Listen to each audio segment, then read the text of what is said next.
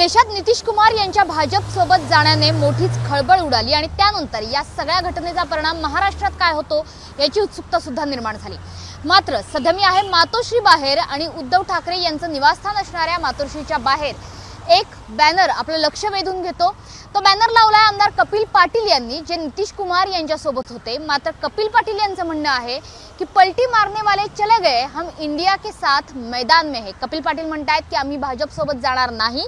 नितीश कुमार यांनी जरी पलटी मारली असली तरी सुद्धा आम्ही इंडिया आघाडीच्या सोबत आहोत, असा स्पष्ट संदेश कपिल पाटील यांनी दिलेला आहे।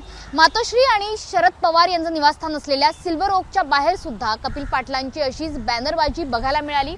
येत्या 3 मार्चला संयुक्त समाजवादी संमेलन आहे आणि या संयुक्त समाजवादी संमेलनामध्ये सगळे महाविकास आघाडीचे महत्त्वाचे नेते, इंडिया आघाडीचे महत्त्वाचे नेते हे उपस्थित राहण्याची देखील शक्यता आहे।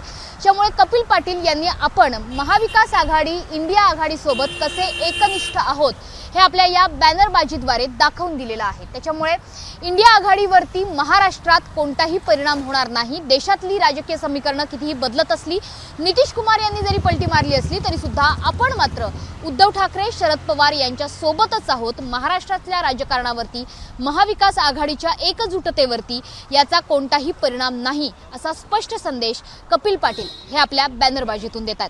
कॅमेरामन रुपेश शेलार सह पाठक, एबीपी माझा, मुंबई। एबीपी माझा, उघडा डोळे बघा नीट।